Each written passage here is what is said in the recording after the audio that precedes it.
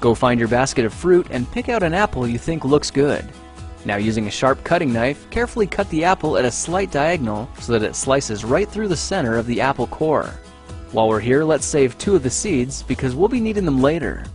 Now that we've got our 2 halves, let's take the side that still has the bottom attached and place it face down on a cutting board.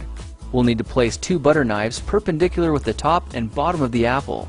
Now we can carefully cut down along one side of the apple core until the knife bottoms out on our makeshift spacers, then use the spacers as a guide to gently cut in from the side.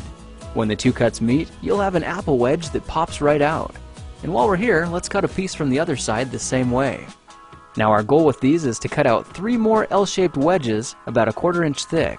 And this time, rather than cutting in sideways toward your fingers, try turning the piece over so you can cut downward and meet the first cut at the bottom. Now with a little wiggle, a new apple wedge should break free.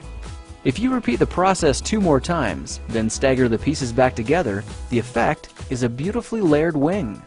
Now just cut the other piece the same way and your swan's body should look like this.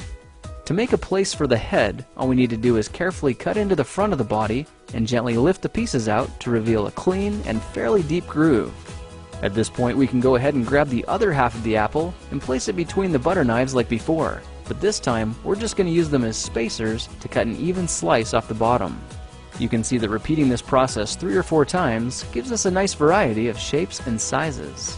Now look for a piece that resembles a heart that's been slightly flattened on top.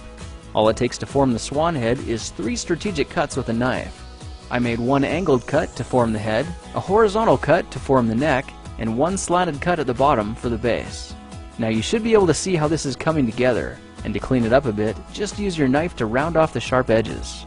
All that's left now is to place the apple seeds where you think the eyes should go, then use the side of a butter knife to press them firmly into position. When both eyes look good, simply drop the neck into place, and you're done. You've just created a beautiful and decorative apple swan. I spritzed mine with a bit of lemon juice to help prevent it from turning brown, then put it on display to show off for our dinner guests later that night. If you try using different apples, you'll get a nice contrast of colors, and every bird will look a little bit different.